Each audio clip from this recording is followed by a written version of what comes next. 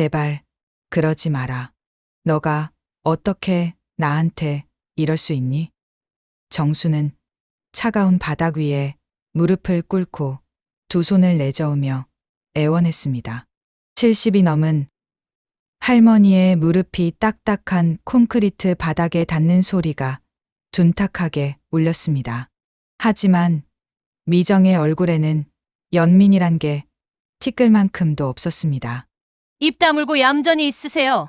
괜히 아들 앞에서 눈물 보였다간 오늘부터 물 한 방울도 기대하지 마세요. 정순의 눈빛이 흔들렸습니다. 문은 철컥하고 잠겼고 곰팡내 나는 창고방은 다시 감옥으로 변했습니다. 그 장면을 멀리서 지켜본 민호의 두 주먹은 흰빛이 돌 정도로 움켜쥐어졌습니다. 사실 이 집은 원래 정순의 집이었습니다. 남편을 먼저 보내고 혼자 살던 정순이 아들 가족을 위해 기꺼이 내어준 집이었습니다. 우리 아들이 결혼해서 살 집이 필요하다며 선뜻 명의를 넘겨준 것이 3년 전이었습니다. 그때만 해도 미정은 어머니 정말 감사합니다라며 90도로 허리를 굽혔었습니다. 하지만 집 명의가 바뀌자마자 미정의 태도는 180도 달라졌습니다. 처음에는 작은 것부터였습니다. 어머니, 거실에서 TV 보지 마세요. 애가 집중이 안 된다고 하네요. 그 다음에는 냉장고에서 맘대로 꺼내 드시지 마세요. 가계부 맞지 않아요. 점점 더 노골적으로 변했습니다. 그리고 마침내 창고로 내몰았습니다. 어머니 방은 민호 공부방으로 쓸 겁니다. 어차피 어머니는 누워만 계시니까 창고가 딱 맞아요. 민호는 현관 앞에 멈춰 섰습니다. 매일 아침 똑같이 반복되는 철컥, 자물쇠가 잠기는 소리가 오늘도 울려 퍼졌습니다. 문 너머에는 할머니 정순이 있었습니다. 창문 하나 없는 창고 겸 다용도실, 낡은 장롱과 먼지 낀 잡동사니가 쌓인 공간. 그곳은 할머니의 하루를 가둬 두는 감옥이었습니다. 엄마 왜 또 장가요? 할머니가 뭘 잘못했는데요? 내가 뭘 알겠니? 어른들 일에 끼어들지 마. 할머니는 내가 알아서 한다니까. 하지만 민호는 알았습니다.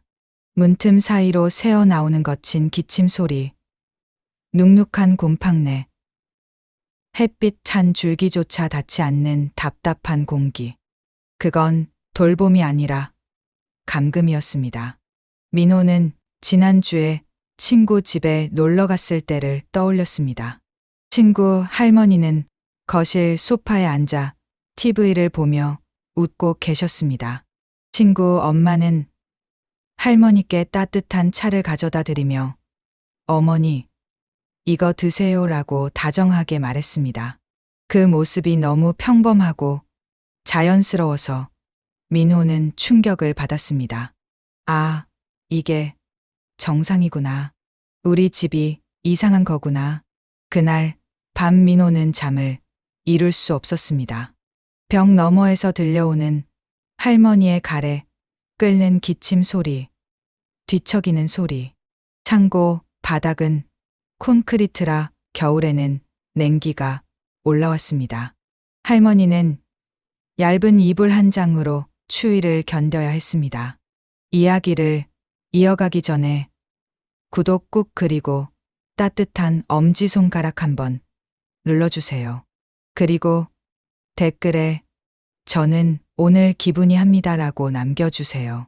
제가 하나하나 읽으면서 여러분의 응원이 큰 힘이 됩니다.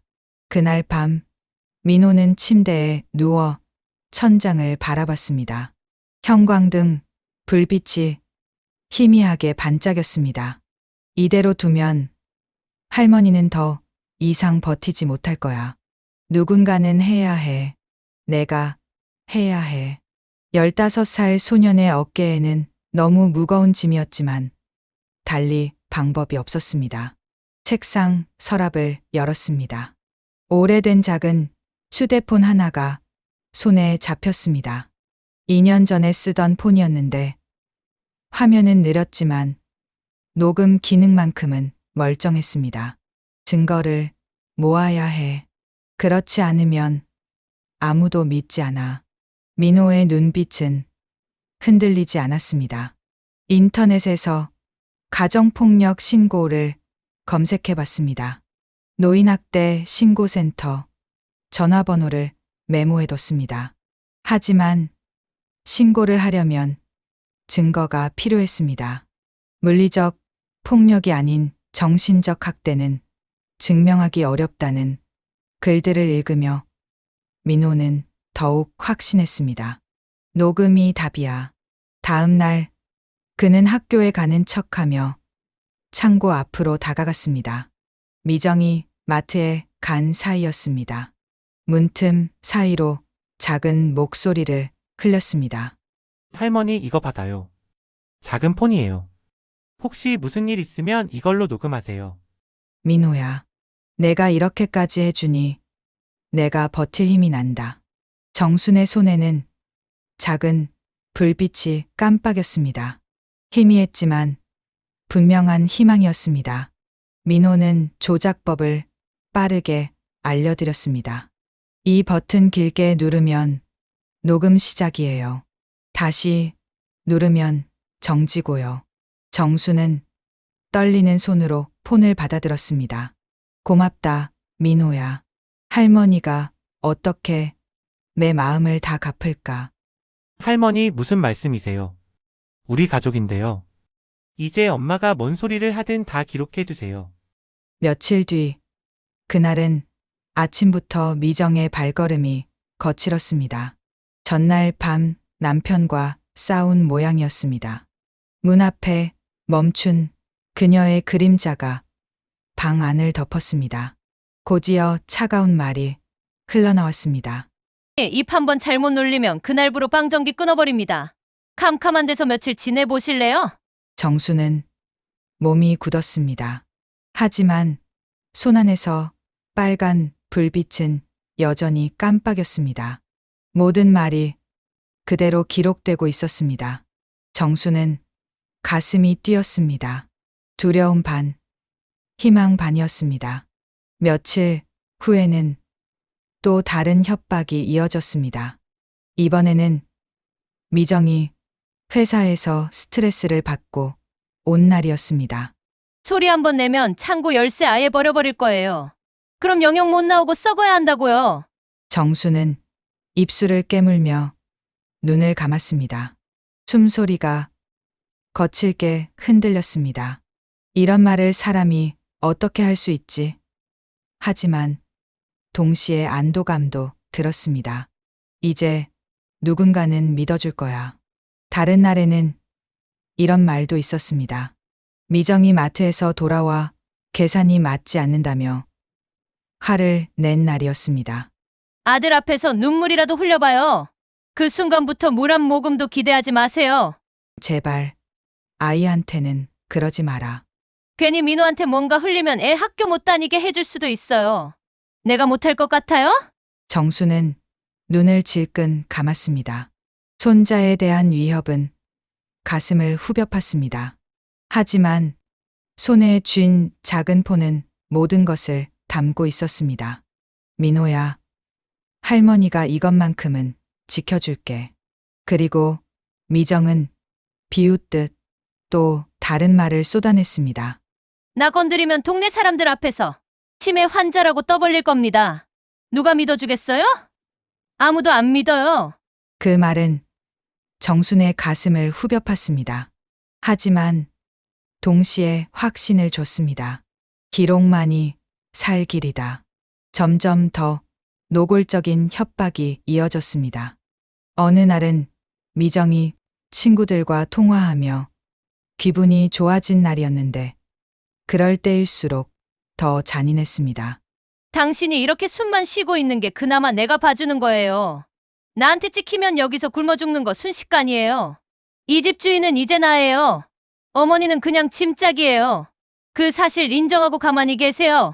정수는 벽에 등을 기댄 채 눈을 감았습니다. 한동안 입술을 달싹이더니 떨리는 손으로 작은 공책을 펼쳤습니다. 민호가 건네 준 일기장이었습니다.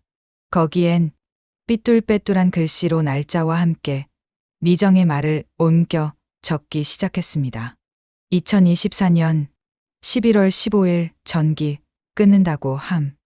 2024년 11월 17일 열쇠 버린다고 위협. 2024년 11월 20일 물도 끊는다고 함. 2024년 11월 22일 치매라고 떠벌리겠다고 함.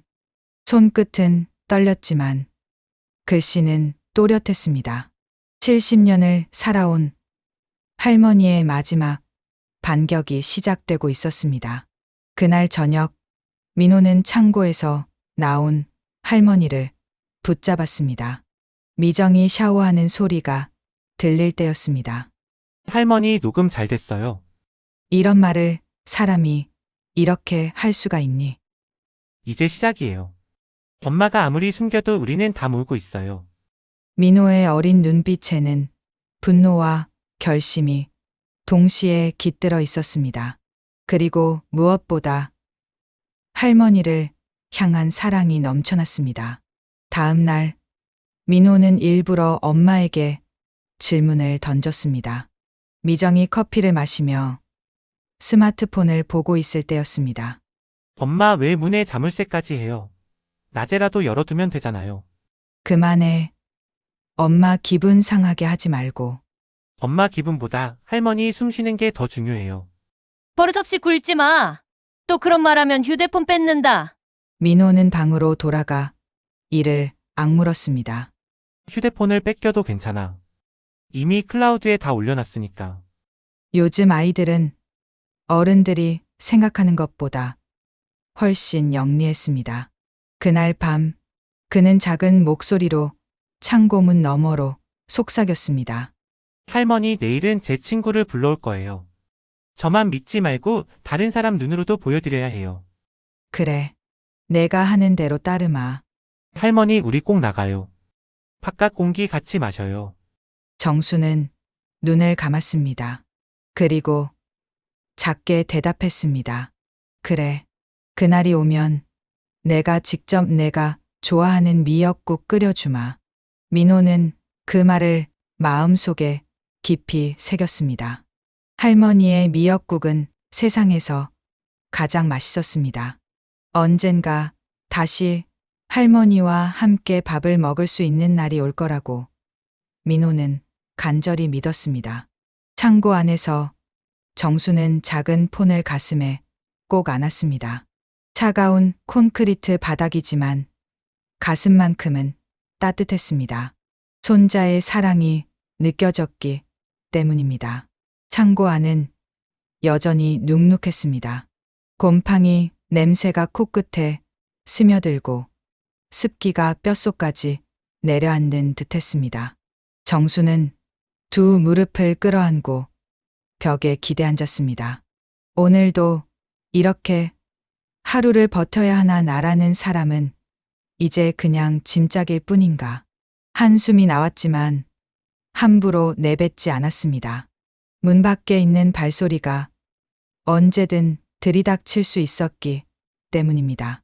지난 3년간 학습된 반응이었습니다. 소리 내면 벌이 따랐습니다.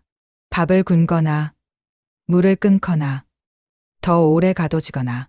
그러나 어제와는 달랐습니다. 정순의 손에는 작은 휴대폰이 있었습니다. 민호가 몰래 쥐어준 그것. 희미하게 깜빡이는 불빛은 정순에게 신호였습니다. 할머니, 혼자가 아니에요. 제가 있어요. 민호의 목소리가 귓가에 맴돌았습니다. 정수는 폰을 손바닥에 꼭 쥐며 속으로 중얼거렸습니다. 그래, 이제는 내 억울함이 사라지지 않게 기록할 수 있다. 언젠가는 반드시 세상에 드러날 거다. 새벽녘 정수는 잠에서 깼습니다. 아니, 정확히는 잠을 이루지 못했습니다. 콘크리트 바닥의 냉기가 등을 파고들었고 무릎과 어깨가 쑤셨습니다. 70이 넘은 몸에는 너무 혹독한 환경이었습니다. 예전에는 따뜻한 온돌방에서 잤는데 그때는 당연한 줄 알았지. 정수는 눈을 감으며 과거를 떠올렸습니다.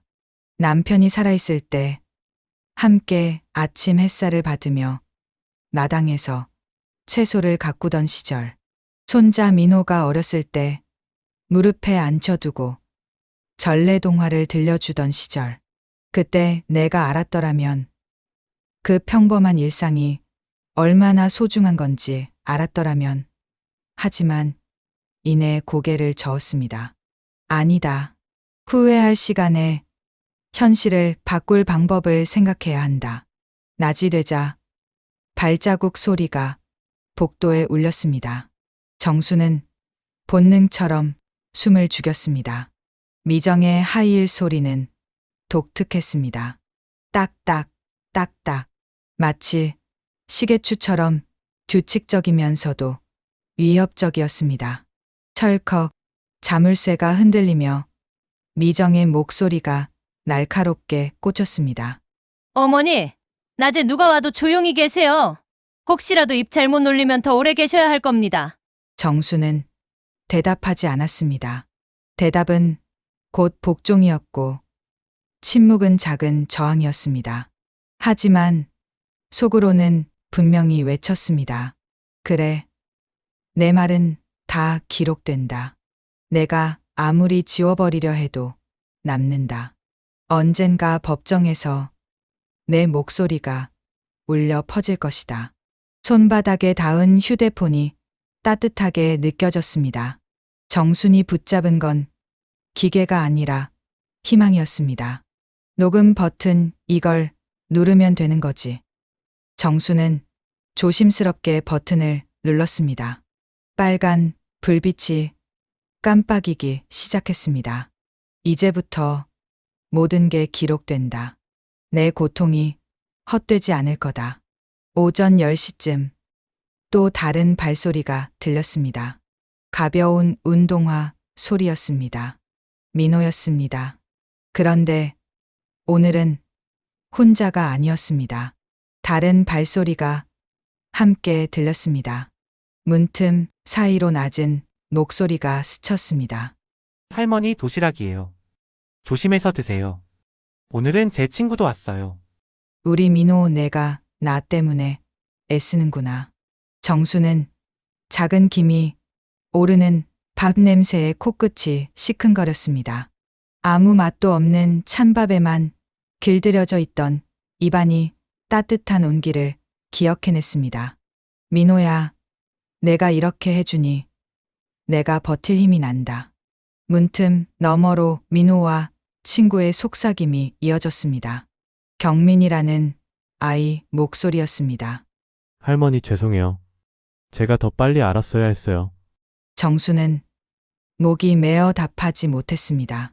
세상에 나를 불쌍히 여겨주는 또 다른 눈이 생겼구나. 민호만이 아니었다. 이제는 한 아이 더 나의 증인이 되어준 것이다. 정수는 도시락을 들며 천천히 다짐했습니다. 나는 살겠다. 민호가 믿어주고 있으니, 이 작은 증인이 함께 해주니 나는 끝까지 버틸 거다. 밥 한 숟갈이 목구멍을 타고 내려가는데 눈물이 함께 흘렀습니다. 밥맛 때문이 아니라 마음이 살아있다는 증거였습니다. 밥을 먹으며 정수는 생각했습니다. 이 아이들이 나를 위해서 이렇게까지 해주는데 내가 포기하면 안 되지. 내가 살아남아야 이 아이들의 마음도 보답하는 거다. 오후가 되자 미정이 다시 왔습니다. 이번에는 전화 통화를 하며 걸어왔습니다. 응, 시어머니. 그냥 알아서 해. 어차피 오래 못 사실 분이니까. 전화를 끊더니 창고 문을 발로 쳤습니다. 어머니 들으셨죠? 제가 어떤 마음인지 이제 아시겠어요? 정수는 가슴이 철렁했습니다. 하지만 동시에 안도했습니다. 또 녹음됐다. 이제 누구든 이 녹음을 들으면 이 사람이 어떤 사람인지 알 거다. 저녁 무렵 현관문이 열리는 소리가 들렸습니다. 아들 준호의 목소리가 들렸습니다. 다녀왔어. 한때는 그 한마디가 그렇게 든든했는데 지금은 너무 힘없이 들렸습니다. 정수는 눈을 감았습니다. 아들아, 내가 몰랐던 건 죄가 아니다. 그러나 이제는 알아야 한다. 그래야 나를 지킬 수 있다. 거실에서 대화 소리가 들렸습니다. 민호의 목소리였습니다. 아빠 할머니 왜 창고에 계세요? 거기 너무 춥고 습해요. 뭔 소리야? 엄마가 그런다고? 어머니가 원하신다고 했잖아요. 조용한 데서 쉬고 싶다고. 거짓말이에요. 할머니는 매일 오세요. 그리고 엄마가 자물쇠로 잠가요. 뭐? 자물쇠? 그 순간 정순의 심장이 미친 듯이 뛰기 시작했습니다. 드디어 시작됐구나.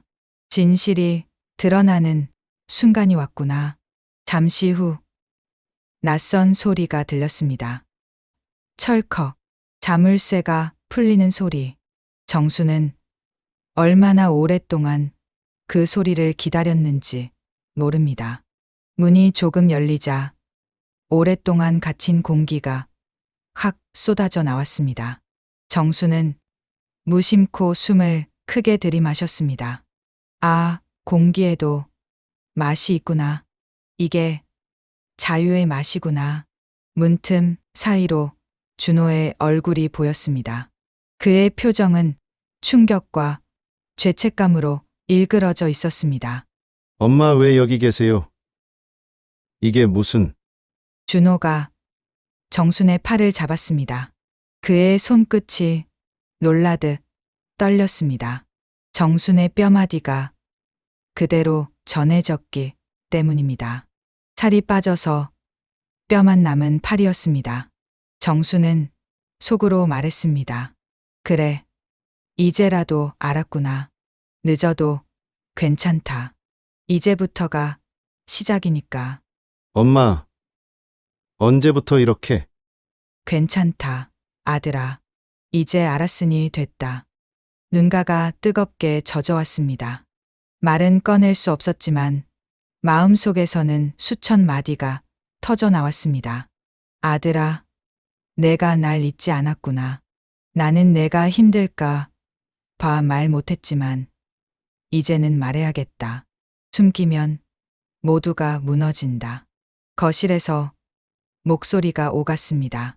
민호의 목소리는 단단했고 미정의 목소리는 날카롭게 흔들렸습니다. 이건 오해예요. 어머니가 원해서 그런 거라고요. 거짓말 그만해요. 제가 다 봤어요. 엄마가 할머니를 가두고 협박하는 거. 뭔 협박? 할머니한테 물도 끊고 전기도 끊는다고 했어요. 그리고 치매 환자라고 소문낸다고도 했어요. 정수는 창고 안에 남아 있었지만 그 대화 하나하나가 심장을 흔들었습니다. 민호야, 내가 어른들 앞에서 저렇게 말할 수 있는 용기가 어디서 났을까?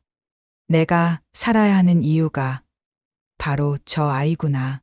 밤이 깊어갔습니다. 집안은 조용했지만 정순의 마음은 오히려 시끄러웠습니다. 오늘 벌어진 일들이 파도처럼 밀려왔습니다. 정수는 창고 안에서 작은 공책을 펼쳤습니다. 민호가 일기 쓰라고 건네준 것이었습니다. 손전등 대신 휴대폰 불빛을 켜고 떨리는 손으로 글씨를 적었습니다. 오늘 아들이 문을 열었다. 오늘 손자가 증인을 데려왔다. 오늘 나는 혼자가 아니었다. 오늘 처음으로 살겠다는 말을 글로 남긴다. 글씨는 삐뚤빼뚤했지만 그 어떤 날보다 또렷했습니다.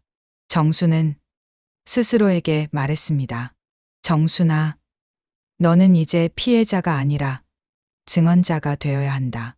너의 눈물은 그냥 슬픔이 아니라 세상을 바꿀 증거다. 포기하지 마라. 내일도, 모레도 기록하라. 그것이 내가 살아있다는 증거다. 펜을 내려놓고 정수는 천장을 바라봤습니다. 그곳에는 작은 환기구가 있었는데 별빛이 희미하게 스며들고 있었습니다. 저 별빛처럼 아무리 작아도 어둠을 밝힐 수 있다. 나도 그런 존재가 될 거다. 미정이 아무리 나를 짓밟으려 해도 나는 꺾이지 않을 거다. 그때 문 너머에서 작은 소리가 들렸습니다. 민호가 창고 앞에 앉아 있는 것 같았습니다. 할머니 주무세요. 아니다, 민호야. 할머니는 잠이 안 온다. 할머니 이제 아빠도 알았어요. 우리가 이길 거예요. 그래, 이제 시작이다. 할머니도 포기하지 않을게. 할머니 사랑해요. 나도 사랑한다. 우리 민호야. 그 한마디가 정순의 가슴에 깊이 박혔습니다. 70년을 살면서 들은 말 중에 가장 따뜻한 말이었습니다. 정수는 다시 공책을 들었습니다. 그리고 이렇게 적었습니다. 사랑받고 있다는 것을 아는 사람은 세상에서 가장 강하다. 나는 민호의 사랑을 받고 있다. 그러니 나는 강하다. 내일도 견딜 수 있다. 창고 안은 여전히 춥고 습했습니다. 하지만 정순의 가슴만큼은 따뜻했습니다. 작은 휴대폰의 불빛이 깜빡이 공책 위에 희망이 적혀 있었습니다. 내일은 또 어떤 일이 벌어질까? 미정이 더 심하게 나올까? 아니면 준호가 나를 지켜줄까? 정수는 모르겠습니다. 하지만 확실한 건 더 이상 혼자가 아니라는 것입니다. 정수는 마지막으로 중얼거렸습니다. 하늘은 스스로 돕는 자를 돕는다고 했지. 나도 이제 나를 도우려고 한다. 그러니 하늘도 나를 도와줄 거야. 그리고 작은 휴대폰을 가슴에 꼭 안고 눈을 감았습니다. 내일을 위해 힘을 비축해야 했습니다. 창고 문이 닫힌 뒤 정수는 한참 동안 숨을 고르지 못했습니다. 민호가 보여준 작은 희망, 준호가 흔들리던 눈빛, 그리고 경민이라는 새로운 증인, 이 모든 게 마음속에서 파도처럼 밀려왔습니다. 정수는 무릎 위에 놓인 일기장을 바라봤습니다. 민호가 건네준 작은 공책이었지만 이제는 자신의 생명줄처럼 느껴졌습니다. 오늘만 적고 멈출 게 아니다. 내일도 모레도 끝날 때까지 적어야 한다. 나 정수는 이제 더는 가만히 당하지 않겠다. 펜을 쥔 손이 여전히 떨렸지만 글씨는 분명히 힘을 얻고 있었습니다. 어젯밤과 비교하면 확실히 달랐습니다. 처음에는 두려움에 떨며 적었다면 이제는 분노와 의지로 적고 있었습니다. 오늘도 기록했다. 이것이 내 무기다. 정수는 펜을 내려놓으며 속으로 중얼거렸습니다. 미정아, 내가 아무리 나를 지우려 해도 이제는 불가능하다. 내 존재는 이 글씨 안에, 이 녹음 안에, 그리고 민호의 마음 안에 살아있다. 창고 한편에는 오래된 거울 조각이 놓여 있었습니다. 정수는 그 거울에 비친 자신의 모습을 봤습니다. 3년 전과는 완전히 다른 얼굴이었습니다. 볼이 푹 꺼지고 눈가에는 깊은 주름이 패였습니다. 하지만 눈빛만큼은 예전보다 더 또렷했습니다. 이게 바로 나야. 부서지지 않은 나야. 정수는 거울 속 자신에게 말했습니다. 내가 이겨냈구나. 아직 끝나지 않았지만 이미 이기기 시작했어. 늦은 밤, 창고 문틈 사이로 희미한 빛이 스며들었습니다. 민호의 목소리가 속삭였습니다. 할머니 내일 학교 끝나고 사회복지사랑 통화할 거예요. 걱정 마세요. 민호야, 내가 그렇게까지 해서 힘들지 않겠니? 민호 힘들어도 해야 해요. 안 그러면 할머니가 무너져요. 정수는 눈물이 솟구쳤습니다. 내 손자가 나 때문에 아이답게 살지도 못하네. 그러나 이 아이의 용기가 없었다면 나는 이미 사라졌을 것이다. 문틈 사이로 민호의 손이 들어왔습니다. 작은 종이 한 장이었습니다. 정수는 휴대폰 불빛으로 그것을 읽었습니다. 할머니, 제가 인터넷에서 찾은 노인학대 신고센터 번호예요.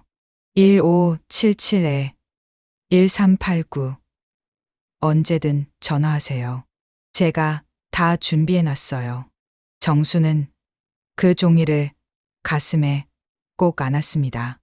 민호야, 내가 이렇게 철저하게 준비해줘서 고맙다. 이제 할머니도 용기를 내야겠다. 그날 밤 정수는 잠들기 전에 오랫동안 생각했습니다.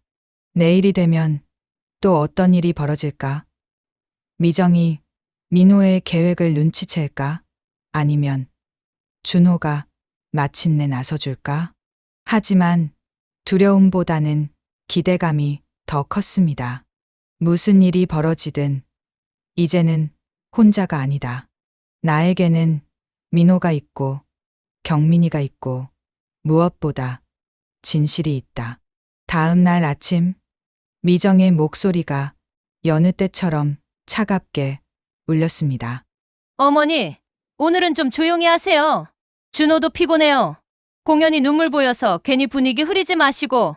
정수는 속으로 삼켰습니다. 그래, 내 말투도 내 억압도 다 기록된다. 내가 지우려는 그 흔적들이 언젠가는 너를 무너뜨릴 것이다. 하지만 이번에는 달랐습니다. 정수는 휴대폰 녹음 버튼을 눌렀습니다.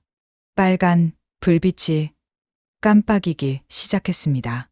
이제부터 내가 하는 모든 말이 증거가 된다. 미정은 계속 말을 이었습니다. 어머니가 괜히 민호 앞에서 약한 모습 보이면 애가 공부에 집중 못해요. 그런 거 아시죠? 알겠다. 정수는 짧게 대답했지만 속으로는 분노가 끓어올랐습니다. 내가 민호를 핑계로 나를 억압하는구나. 하지만 정작 민호는 내 편이 아니야. 그 아이는 나를 지키려고 하고 있어. 오전 중에 정수는 창고 안에서 작은 운동을 시작했습니다. 팔을 굽혔다 폈다. 목을 좌우로 돌리기. 오랫동안 움츠려 있었던 몸을 조금씩 펴는 것이었습니다. 몸이 굳으면 마음도 굳어진다. 나는 아직 살아있으니까 몸도 살려야 한다. 정수는 작은 동작들을 반복하며 다짐했습니다. 언젠가 이 문을 나설 때 당당하게 걸어 나가야 한다. 점심때가 되자 민호가 학교에서 돌아왔습니다. 방 안에서 분주한 소리가 들렸습니다. 책상 위에 놓인 공책에는 날짜와 시간, 그리고 짧은 메모들이 빼곡했습니다. 7월 3일 오전 9시. 엄마, 전기 끊겠다 협박. 7월 4일 오후 2시. 엄마, 자물쇠 버리겠다 협박. 7월 5일 저녁 7시. 엄마, 치매라고 떠벌리겠다 협박. 아이가 나 대신 이렇게 다 적고 있구나. 정수는 마음속으로 다짐했습니다. 민호야, 내가 이렇게 기록하듯 나도 내 몸에 남은 상처로 말아마. 내 주름진 손이, 내 메마른 목소리가 증언이 되어 줄 것이다. 오후에 민호는 친구 경민과 함께 창고 앞에 왔습니다. 두 아이의 목소리가 작게 들렸습니다. 경민아, 내일 사회복지사님이 오신대. 그때 내가 본 것도 증언해줘. 경민, 당연하지. 할머니가 이렇게 지내시는 거 말이 안 돼. 정수는 가슴이 뜨거워졌습니다. 이 아이들이 나를 위해서 이렇게까지 해주다니. 내가 무슨 복을 쌓았길래 이런 천사들을 만났을까. 그때 갑자기 현관문이 열리는 소리가 들렸습니다. 미정이 일찍 돌아온 것이었습니다. 아이들의 목소리가 급히 작아졌습니다. 민호야, 뭐해? 그냥 숙제해요. 친구는 왜 왔어? 경민, 안녕하세요. 민호 형이랑 같이 공부하러 왔어요. 그래? 그런 거 싫어서 해. 정수는 숨을 죽였습니다. 미정이 의심하고 있는 것 같았습니다. 아이들이 위험해지는 건 아닐까? 걱정이 앞섰습니다. 네, 거실로 갈게요. 아이들의 발걸음이 멀어졌지만 정수는 안도할 수 없었습니다. 미정이 뭔가 눈치챈 것 같았기 때문입니다. 잠시 후 미정이 창고 문을 두드렸습니다. 어머니, 민호가 어머니한테 자꾸 오는 것 같은데 무슨 말 안 하시죠? 별말 안 한다. 그래요? 혹시라도 쓸데없는 말 하시면 민호 학원 끊어버릴 거예요. 아시겠어요? 정순의 가슴이 철렁했습니다. 손자에 대한 위협이 가장 무서웠습니다. 하지만 동시에 분노도 일었습니다. 내가 민호까지 건드리려고 하는구나. 그럼 이제 정말 용서할 수 없다. 저녁 무렵 준호가 퇴근해 돌아왔습니다. 그의 눈빛은 여전히 흔들리고 있었습니다. 어젯밤 민호에게 들은 이야기들이 계속 머릿속을 맴돌고 있는 것 같았습니다. 민호가 아버지 앞에 녹음 파일을 재생하자 정순의 가슴이 쿵 내려앉았습니다. 미정의 목소리, 어머니, 입 한 번 잘못 놀리면 오늘부터 물도 없다니까요. 정순의 목소리, 숨 막히는 침묵, 준호의 손이 떨렸습니다. 그러나 곧 고개를 숙이고 말했습니다. 잠깐만 나중에 얘기하자. 머리가 아프다. 정수는 그 순간 절망과 희망을 동시에 느꼈습니다. 아들아, 아직은 두렵구나. 하지만 언젠가 내가 일어설 것이다. 나는 그날까지 버티겠다. 하지만 정수는 이해했습니다. 준호에게도 시간이 필요하다는 것을. 3년 동안 아무것도 모르고 살아온 사람이 갑자기 모든 걸 받아들이기는 어려울 테니까요. 아들아, 천천히 생각해도 돼. 나는 기다릴 테니까. 하지만 너무 늦지는 마라. 시간이 많지 않다. 그날 밤 민호는 다시 창고 앞에 왔습니다. 이번에는 혼자였습니다. 할머니, 내일 사회복지사님이 오세요. 준비 다 됐어요. 민호야, 고맙다. 할머니가 뭐라고 말해야 할까? 그냥 진실만 말씀하세요. 엄마가 어떻게 했는지, 어떤 기분이었는지 다 말씀하세요. 무섭지 않을까? 할머니, 이제 더 이상 무서워하지 마세요. 제가 다 준비했어요. 정수는 민호의 말에 큰 힘을 얻었습니다. 그래, 이 아이가 이렇게 용기를 내는데 나도 용기를 내야지. 밤이 깊어갔습니다. 정수는 혼잣말을 했습니다. 정수나, 이제는 피해자가 아니다. 너는 증언자다. 내 눈물은 증거다. 내 떨리는 손은 기록이다. 그리고 내 심장은 아직 살아있다는 신호다. 정수는 작은 거울을 다시 들여다봤습니다. 어제보다 눈빛이 더 단단해진 것 같았습니다. 내일이면 모든 게 바뀔 거야. 사회복지사님이 오시면 내가 겪은 모든 걸 말할 거야. 더 이상 숨기지 않을 거야. 정수는 일기장을 펼쳐 마지막 글을 적었습니다. 내일 나는 진실을 말할 것이다. 3년 동안 숨겨왔던 모든 것을, 미정이 나에게 한 모든 것을, 그리고 민호가 나를 지키려고 한 모든 것을. 내일은 새로운 시작이 될 것이다. 펜을 내려놓고 정수는 깊은 숨을 쉬었습니다. 가슴 깊은 곳에서 무언가가 울컥 올라왔습니다. 분노도 아니고 슬픔도 아닌 묘한 안도감이었습니다. 드디어 끝이 보이는구나. 길고 긴 터널의 끝에 빛이 보이는구나. 정수는 작은 휴대폰을 꼭 쥐고 눈을 감았습니다. 내일을 위해 충분한 휴식이 필요했습니다. 마지막 전투를 앞둔 전사처럼 정수는 조용히 잠들어갔습니다.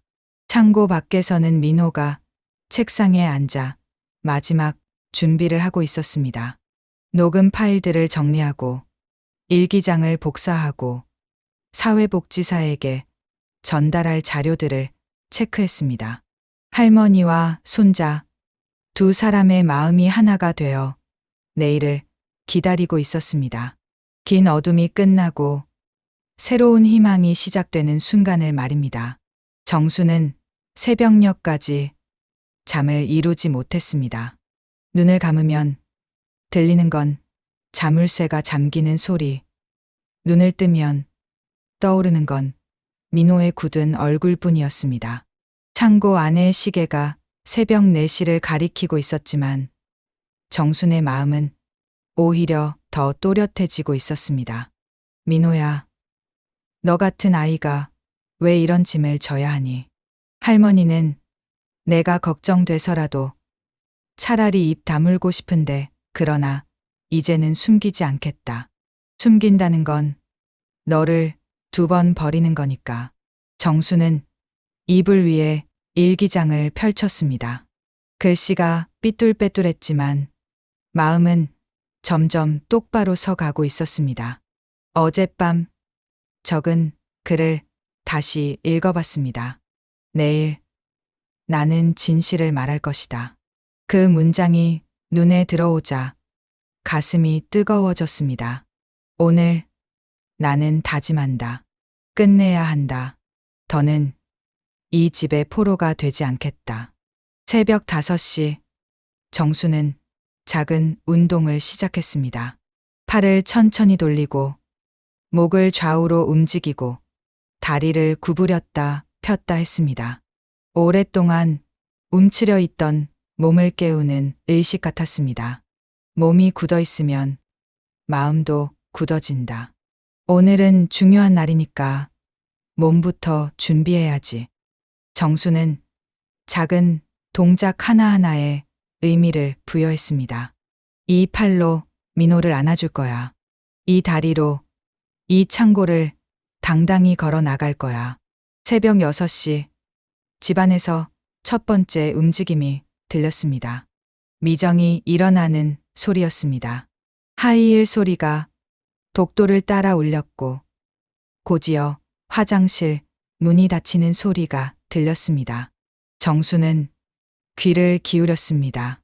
3년간 이 집에서 살면서 모든 소리의 패턴을 외웠습니다.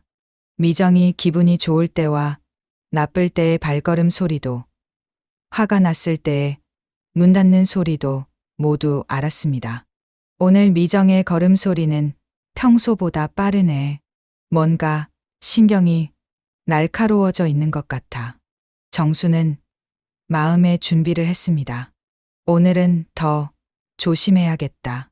아침이 되자 미정의 얼굴은 더 날카로워져 있었습니다. 그녀의 눈빛은 사소한 틈도 놓치지 않겠다는 경계로 가득했습니다. 뭔가 이상함을 감지한 것 같았습니다. 민호, 요즘 왜 자꾸 집에 일찍 들어와? 뭔가 숨기는 거 있지? 그냥 할머니랑 같이 있고 싶어서요. 그래? 그럼 엄마가 알아서 할 테니까 너는 신경 끊어. 정수는 문틈 너머에서 그 대화를 들으며 가슴이 철렁 내려앉았습니다. 저 아이가 들키면 어쩌나 그 작은 어깨가 감당할 수 있겠나 하지만 동시에 다짐했습니다. 아니다. 민호는 더는 혼자가 아니다. 나도 이제 목소리를 낼 것이다. 민호의 대답하는 목소리가 평소보다 떨리고 있었습니다. 정수는 그것을 놓치지 않았습니다. 저 아이도 긴장하고 있구나. 당연해. 15살 아이가 이런 일을 해내기엔 너무 무거운 일이야. 미정이 부엌으로 간 사이 민호가 창고 앞으로 살금살금 다가왔습니다. 할머니 괜찮으세요? 괜찮다, 민호야. 오히려 오늘은 마음이 편해. 엄마가 뭔가 의심하는 것 같아요. 그래도 우리는 해야 해. 지금 멈추면 영영 기회가 없을지도 몰라. 민호는 잠시 침묵했다가 말했습니다. 할머니 무서우세요? 무섭다. 하지만 너 때문에 더 무서워. 저 때문에요? 내가 나 때문에 아픈 걸 보는 게 가장 무서워. 그러니까 이제 끝내야 해. 오전 10시쯤 미정이 마트에 가기 위해 집을 나섰습니다. 현관문이 닫히는 소리를 들은 민호는 즉시 창고 앞으로 왔습니다. 할머니 지금 사회복지사님께 전화드릴게요. 민호야, 정말 괜찮겠니? 네, 제가 다 준비했어요. 할머니는 그냥 진실만 말씀하시면 돼요. 정수는 민호의 휴대폰으로 전화를 거는 소리를 들었습니다. 또렷하고 침착한 목소리로 상황을 설명하는 민호의 모습이 기특했습니다. 안녕하세요. 노인학대 신고하려고 해요. 네, 저는 손자고요. 할머니가 3년째 창고에 갇혀 계세요. 정수는 그 말을 들으며 눈물이 났습니다. 이 아이가 나를 위해서 이렇게까지 해주는구나. 내가 뭘 했다고 이런 사랑을 받을 자격이 있을까? 점심 무렵 민호가 작은 속삭임으로 정순에게 전했습니다. 할머니, 오늘은 엄마 목소리 꼭 녹음할 거예요. 민호야, 위험하지 않겠니? 괜찮아요. 이제 증거 없이는 아무도 안 믿어줄 거예요. 정수는 민호의 말에서 어른스러움을 느꼈습니다. 3년 전만 해도 할머니 무릎에 앉아서 만화책을 읽던 아이가 이제는 어른들도 해내기 어려운 일을 척척 해내고 있었습니다. 민호야, 내가 이렇게 컸구나. 할머니가 몰랐네. 내가 이렇게 믿음직한 아이였다는 걸. 오후 2시 미정이 마트에서 돌아왔습니다. 비닐봉지를 부엌에 내려놓는 소리가 크게 울렸습니다. 뭔가 기분이 좋지 않은 것 같았습니다. 그날 오후 창고 앞에서 미정의 목소리가 울려 퍼졌습니다. 어머니, 또 어제처럼 아들 앞에서 눈물 짓지 마세요. 괜히 분위기 흐리면 오늘 저녁 굶기고 싶으세요? 정수는 심장이 멎는 줄 알았습니다. 하지만 동시에 가슴 깊은 곳에서 힘이 올라왔습니다. 그래, 이 목소리야. 바로 이 순간이 세상에 드러나야 할 진실이다. 정수는 눈을 감으며 속으로 중얼거렸습니다. 민호야, 내 폰이 이 소리를 담아내길. 그리고 언젠가는 이 벽을 뚫고 세상에 울려 퍼지길. 미정은 계속해서 협박을 이어갔습니다. 요즘 민호가 자꾸 어머니 편을 드는 것 같은데 그런 식으로 아이 꼬시지 마세요. 애 인생 망치고 싶어요? 아이한테는 그러지 마라. 제발. 그럼 어머니가 입 다물고 계세요. 괜히 피해자 행세하지 말고. 정수는 입술을 깨물었습니다. 피해자 행세라고? 내가 피해자가 아니라면 뭐란 말이야? 하지만 말대꾸하지 않았습니다. 더 중요한 건 이 모든 대화가 녹음되고 있다는 사실이었습니다. 오후 4시쯤 민호가 학교에서 돌아왔습니다. 평소보다 일찍 온 것이었습니다. 왜 일찍 왔어? 오늘 수업이 일찍 끝났어요. 그래? 그럼 숙제나 해. 민호는 방으로 들어갔지만 잠시 후 다시 나와서 창고 앞을 지나갔습니다. 그때 작은 종이 한 장이 문틈으로 들어왔습니다. 정수는 그것을 펼쳐봤습니다. 할머니, 녹음 잘 됐어요. 이제 증거가 충분해요. 조금만 더 참으세요. 정수는 그 종이를 가슴에 꼭 안았습니다. 민호야, 고마워. 할머니도 이제 준비됐어. 저녁 6시, 준호가 퇴근에 들어왔습니다. 그의 눈빛은 피곤으로 탁했지만 어딘가 달라져 있었습니다. 어젯밤 들은 녹음 파일이 계속 머릿속을 맴돌고 있는 것 같았습니다. 저녁 식사 시간, 민호가 조심스럽게 아버지에게 말했습니다.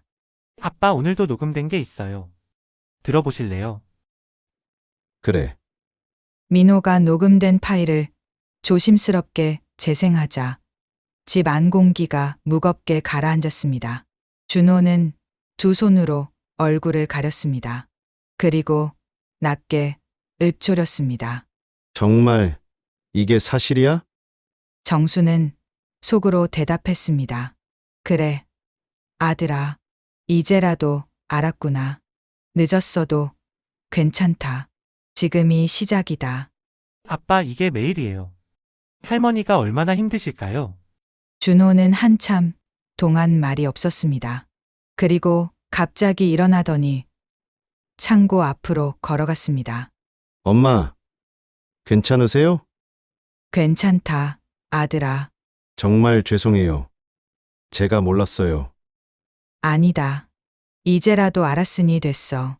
준호의 목소리가 떨리고 있었습니다. 정수는 그 떨림 속에서 아들의 진심을 느꼈습니다. 그날 밤 10시, 집안이 조용해졌을 때 정수는 마지막 일기를 적었습니다. 오늘 아들이 진실을 알았다. 오늘 민호가 마지막 증거를 모았다.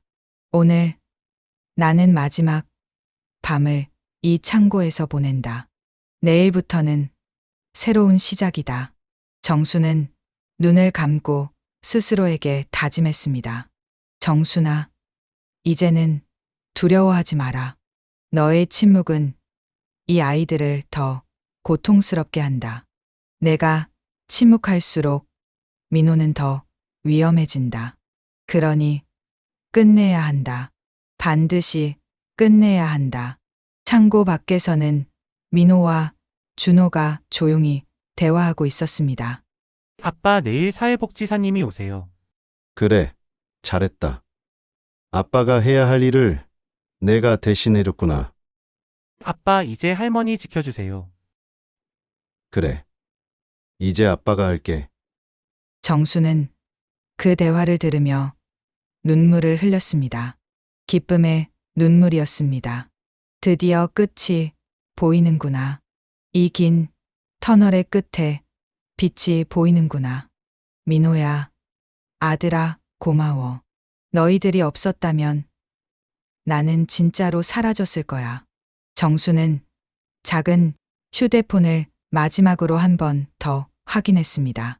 수십 개의 녹음 파일들이 저장되어 있었습니다. 미정의 협박, 욕설, 위협들이 모두 담겨 있었습니다. 이제 세상이 알게 될 거야. 내가 겪은 일들을. 그리고 아무도 나처럼 당하지 않게 될 거야. 정수는 마지막으로 거울을 봤습니다. 3년 전과는 완전히 다른 얼굴이었지만 눈빛만큼은 살아있었습니다. 정수나, 너는 해냈어. 끝까지 버텼어. 이제 정말로 자유로워질 거야. 그날 밤 정수는 깊은 잠에 들었습니다. 3년 만에 처음으로 편안한 잠이었습니다. 내일이면 모든 게 바뀔 것이라는 확신 때문이었습니다. 새벽이 밝아오면서 정순의 새로운 인생도 함께 시작되고 있었습니다. 밤은 유난히 길었습니다.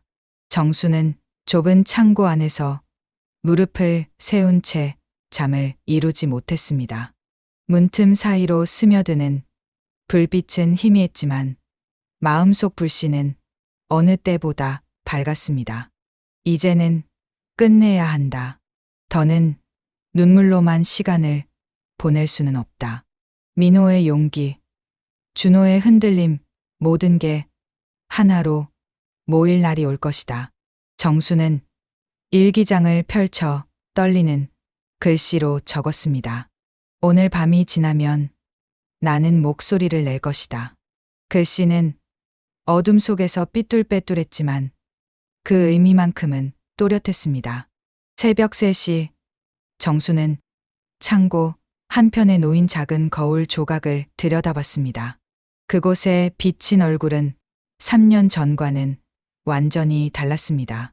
볼이 푹 꺼지고 눈가에 깊은 주름이 패여 있었지만 눈빛만큼은 예전보다 더 단단해 보였습니다. 정순아, 너는 이미 죽은 게 아니야. 살아있어. 그리고 살아있는 사람은 말할 권리가 있어. 정수는 거울 속 자신에게 속삭였습니다. 내일이면 모든 게 바뀔 거야. 더 이상 숨지 않을 거야. 아침이 되자 미정의 눈빛은 더욱 매서워져 있었습니다. 어제 준호가 보인 반응이 마음에 걸렸던 모양입니다. 그녀는 평소보다 더 날카로운 말투로 민호를 몰아붙였습니다. 너 요즘 학교 땡땡이 치는 거 다 안다. 대체 뭘 꾸미고 있는 거야? 엄마 그건. 말 못하지? 다 티나. 내가 어머니랑 무슨 짓을 꾸미는지 내가 모를 줄 알아? 정수는 창고 안에서 온몸이 얼어붙는 걸 느꼈습니다. 민호야, 들키면 안 된다. 제발 조금만 더 버텨라. 하지만 동시에 마음 한편에서는 안도감도 들었습니다. 이제 끝이 가까워지고 있구나. 더 이상 이 아이가 혼자 짊어지지 않아도 되는구나. 미정의 목소리가 점점 날카로워졌습니다. 민호야, 너 할머니한테서 뭔 소리 들었어? 왜 요즘 그렇게 나만 보면 눈을 흘겨? 아무것도 안 들었어요. 거짓말하지 마. 할머니가 나 욕했지. 그렇지? 정수는 가슴이 터질 것 같았습니다. 미정이 점점 몰아붙이고 있어. 민호가 위험해지고 있어. 하지만 다른 한편으로는 확신도 들었습니다. 이제 정말 마지막이구나. 오늘이 끝나는 날이구나. 점심 무렵 민호가 조심스럽게 창고 문틈으로 속삭였습니다. 할머니, 오늘은 마지막이에요. 제가 모든 증거를 정리했어요. 이제 신고할 거예요. 정말 괜찮겠니? 엄마가 너 가만두지 않을 텐데. 괜찮아요. 할머니 혼자 계시는 게 더 위험해요. 이젠 제가 끝내야 해요. 정수는 두 눈을 꼭 감았습니다. 이 아이가 나보다 훨씬 더 어른이구나. 그렇다면 나도 더는 숨어 있을 수 없다. 나도 내 목소리를 내야 한다. 민호는 잠시 머뭇거리더니 다시 말했습니다. 할머니, 사회복지사님이 3시에 오세요. 경찰관도 함께 오실 거예요. 무섭다, 민호야. 그런데 동시에 설레기도 해. 할머니, 이제 진짜 자유로워지세요. 정수는 그 말을 들으며 눈물이 났습니다. 자유. 얼마나 오랫동안 잊고 살았던 단어인가. 오후 1시 정수는 창고 안에서 마지막 준비를 했습니다. 지난 며칠간 적어둔 일기장을 정리하고 민호가 준 작은 휴대폰도 확인했습니다. 수십 개의 녹음 파일이 저장되어 있었습니다. 이제 내가 할 일은 진실을 말하는 것뿐이야. 숨기지 않고 꾸미지 않고 있는 그대로 말하는 거야. 저녁 6시, 집안은 긴장으로 가득 차 있었습니다. 민호가 아버지 준호 앞에 휴대폰을 올려놓았습니다. 그 안에는 수십 개의 녹음 파일이 담겨 있었습니다. 아빠, 이게 마지막 증거예요. 들어보세요. 미정의 목소리가 거칠게 울려 퍼졌습니다. 입 한 번 열면 밥도 끊어버린다니까요. 민호야, 내가 또 할머니 편 들면 학교 못 다니게 해줄 수도 있어. 미정, 이 집 주인은 이제 나야. 어머니는 그냥 짐짝일 뿐이야. 정적이 흘렀습니다. 준호의 얼굴은 창백하게 굳었습니다. 그리고 그는 손으로 머리를 감싸주며 흔들렸습니다. 그게 정말 내 목소리야, 미정? 미정이 당황하며 변명하기 시작했습니다. 그건 내가 화가 나서 한 말이고. 화가 나서? 내 어머니를 위협하고 감금한 게 화가 나서 한 일이야? 그러자 미정이 소리를 질렀습니다. 그게 뭐 어쨌다고. 내가 왜 그렇게 했는지 알아? 다 너 때문이야. 내가 힘이 없으니까. 다 너 때문이야. 내가 힘이 없으니까. 내가 이 집을 지켜야 했잖아. 지켜. 이게 지키는 거야? 내 어머니를 감금한 게? 정수는 그 순간 더는 참을 수 없었습니다. 창고 문을 두드리며 떨리는 목소리로 외쳤습니다. 그만해라, 미정아. 이제는 내 말대로 입을 열겠다. 내가 3년 동안 내게 무슨 짓을 했는지 다 말하겠다. 정순의 목소리는 갈라졌지만 그 안에는 단호함이 깃들어 있었습니다. 그 목소리에 집안 공기가 멈췄습니다. 준호는 급히 일어나 창고 문을 열었습니다. 자물쇠를 풀고 문을 여는 순간 눅눅한 공기와 함께 정순의 모습이 드러났습니다. 3년간 이곳에 갇혀 살았다는 사실을 보여주는 모든 것들이 그대로 있었습니다. 아들아, 내가 여기서 어떻게 살았는지 보이니? 이게 내 아내가 말하는 돌봄이었다. 준호는 충격으로 말을 잇지 못했습니다. 오후 3시 정각 초인종 소리가 울렸습니다.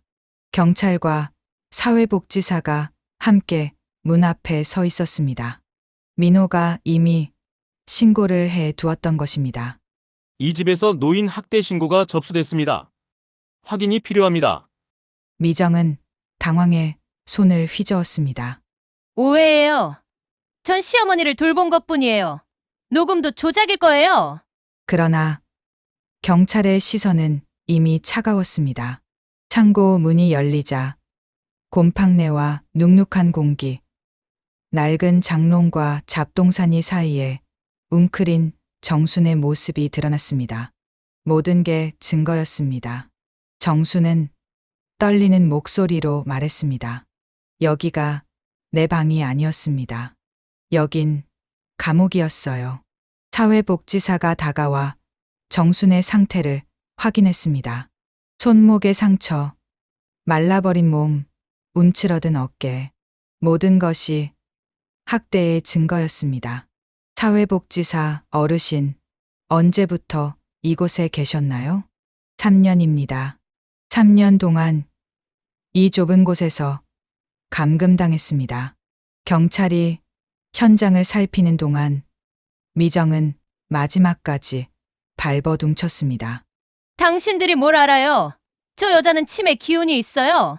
내가 안 가뒀으면 동네 돌아다니며 사고 쳤을 거라고요. 정수는 고개를 저었습니다. 거짓말이다. 나는 기억이 또렷하다. 내가 쓴 일기를 보시오. 하루도 빼놓지 않고 기록했다. 여기에 다 있다. 정수는 떨리는 손으로 공책을 내밀었습니다. 경찰은 그것을 받아들고 천천히 고개를 끄덕였습니다. 충분합니다. 장미정 씨, 노인 학대 및 감금 혐의로 연행합니다. 찰칵 수갑이 채워졌습니다. 그 소리는 정순에게 자유의 종소리처럼 울렸습니다. 미정이 끌려가면서도 소리쳤습니다. 나는 잘못한 게 없어. 내가 이 집을 지킨 거라고. 하지만 아무도 그 말에 귀 기울이지 않았습니다. 진실은 이미 드러났고 정의는 실현되고 있었습니다. 경찰차가 떠난 뒤 집안은 긴 정적에 잠겼습니다. 준호는 정순 앞에 무릎을 꿇고 눈물을 쏟았습니다. 엄마, 내가 너무 몰랐어. 정말 죄송해요. 괜찮다, 아가. 내가 이렇게 살아있다는 것만으로도 난 힘이 난다. 이제부터 다시 시작하자꾸나. 민호는 정순의 손을 꼭 잡았습니다. 할머니, 이제 제가 지켜드릴 거예요. 걱정 마세요. 정순은 두 손으로 민호의 얼굴을 어루만졌습니다. 그래, 이 아이가 내 등불이다. 나는 이 아이 덕분에 살아났다. 저녁이 되자 정순은 3년 만에 처음으로 거실 소파에 앉았습니다. 부드러운 쿠션에 감촉이 낯설었습니다. 민호가 따뜻한 차를 가져다 주었고 준호는 정순이 좋아하는 미역국을 끓이고 있었습니다. 이게 일상이었구나. 이렇게 평범한 게 얼마나 소중한 건지 이제야 안다. 그날 밤 정수는 오랜만에 창문을 열고 밤 공기를 마셨습니다. 별빛이 유난히 또렷했습니다. 정수는 조용히 속삭였습니다. 정순아, 너는 버텼다. 너는 침묵을 깨고 목소리를 냈다. 그리고 진실은 결국 드러났다. 이제는 눈물 대신 웃음을 배우자. 창고에서 가져온 일기장을 펼쳐 마지막 글을 적었습니다. 오늘 나는 자유를 되찾았다. 오늘 민호의 용기가 나를 구했다. 오늘 준호가 진실을 받아들였다. 오늘부터 새로운 시작이다. 나는 다시 살아갈 것이다. 몇 주 후 정수는 완전히 다른 사람이 되어 있었습니다. 창고에서 나온 뒤 그녀는 자신만의 작은 방을 다시 갖게 되었습니다. 밝은 햇살이 들어오는 창가에는 화분들이 놓여 있었고 민호가 매일 물을 주었습니다. 정수는 매일 아침 그 화분들을 바라보며 새로운 하루를 시작했습니다. 식물들도 햇빛과 물만 있으면 다시 살아나는구나. 나도 마찬가지야. 정수는 새싹이 돋아나는 화분을 보며 미소 지었습니다. 민호는 이 일을 겪으며 한층 더 성숙해졌습니다.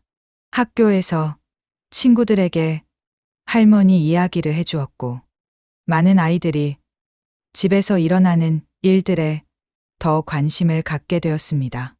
어떤 친구는 우리 할아버지도 요즘 이상해요 라며 민호에게 상담을 요청하기도 했습니다. 민호야, 내가 다른 사람들의 등불이 되고 있구나. 정수는 민호를 바라보며 뿌듯해했습니다. 내 용기가 나뿐만 아니라 다른 사람들도 구하고 있어. 준호 역시 변했습니다. 그는 회사에서 일찍 퇴근해서 정순과 시간을 보내려고 노력했습니다. 매주 주말에는 정순과 함께 시장에 가서 장을 보았고 정순이 좋아하는 음식을 함께 만들었습니다. 엄마, 제가 정말 모르고 살았네요. 앞으로는 절대 그런 일이 없을 거예요. 준호는 정순의 손을 잡으며 다짐했습니다. 몇 달이 지나자 정수는 지역 사회복지센터에서 자원봉사를 시작했습니다. 자신과 같은 상황에 있는 노인분들을 돕는 일이었습니다. 정순의 경험담은 많은 사람들에게 용기를 주었습니다. 어르신, 정말 힘드셨겠어요. 그런데 어떻게 끝까지 버티셨어요? 한 할머니가 물었습니다. 손자가 있었어요. 그 아이가 포기하지 않아서 제가 버틸 수 있었어요. 그리고 무엇보다 진실은 언젠가 드러난다는 믿음이 있었어요. 정수는 차분하게 대답했습니다. 이 이야기는 우리 모두에게 중요한 교훈을 던져줍니다.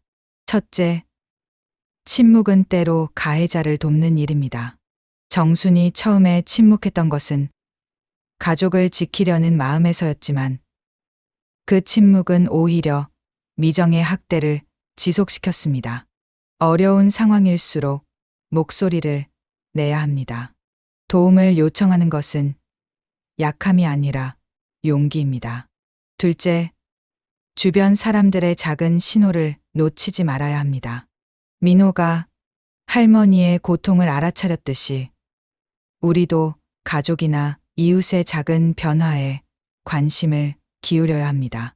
괜찮다는 말 뒤에 숨겨진 진실이 있을 수 있습니다.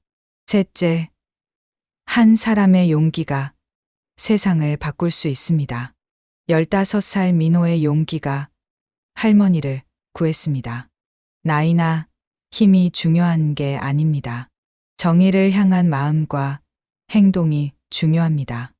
넷째, 가족이라는 이름으로 일어나는 폭력은 더욱 심각합니다. 가정은 안전한 곳이어야 하는데 그 안에서 일어나는 학대는 피해자를 더욱 고립시킵니다. 가족 간의 문제라고 외면하지 말고 적극적으로 도움의 손길을 내밀어야 합니다. 다섯째, 진실은 반드시 드러납니다. 아무리 숨기려 해도 거짓은 오래 갈 수 없습니다. 정순의 일기와 민호의 녹음이 증거가 되었듯이 진실을 기록하고 보존하는 것이 중요합니다. 여섯째, 회복과 치유는 가능합니다. 정수는 3년간의 고통 후에도 다시 일어설 수 있었습니다. 상처받은 마음도 깨어진 관계도 시간과 사랑으로 치유될 수 있습니다. 우리는 모두 누군가의 민호가 될 수 있습니다. 주변에서 일어나는 일에 관심을 갖고 도움이 필요한 사람을 외면하지 않는 것. 그것이 우리가 할 수 있는 가장 중요한 일입니다. 만약 여러분 주변에 정순 같은 분이 계시다면 혼자 해결하려 하지 마세요. 노인학대 신고센터의 577-1389나 경찰서 112에 신고하세요. 여러분의 한 통의 전화가 누군가의 생명을 구할 수 있습니다. 그리고 기억하세요. 가장 어두운 터널에도 반드시 끝이 있습니다. 포기하지 않는 한 희망은 항상 우리 곁에 있습니다. 우리는 종종 가장 가까운 사람의 고통조차 외면하고 지나갑니다. 그러나 민호처럼 용기를 낸 한 목소리가 세상을 바꿀 수 있습니다. 진실은 결국 드러납니다. 누군가의 작은 용기가 세상을 바꿀 수 있습니다. 그리고 그 용기에 응답하는 목소리가 더해질 때 가장 약한 이도 다시 살아날 수 있습니다. 우리는 누군가의 민호가 되어야 합니다. 주변의 작은 신호를 외면하지 말고 그 손을 붙잡아 주어야 합니다. 가족이란 바로 그런 순간에 서로를 붙잡아 주는 존재라는 사실을 잊지 말아야 합니다. 결국 어려움 속에서 서로를 의지할 때 우리는 누구보다 강해질 수 있습니다. 꼭 기억해 주세요, 여러분. 오늘 이야기는 여기까지입니다. 구독과 좋아요가 제게는 큰 힘이 되고 여러분의 한 줄 댓글은 늘 따뜻한 응원이 됩니다.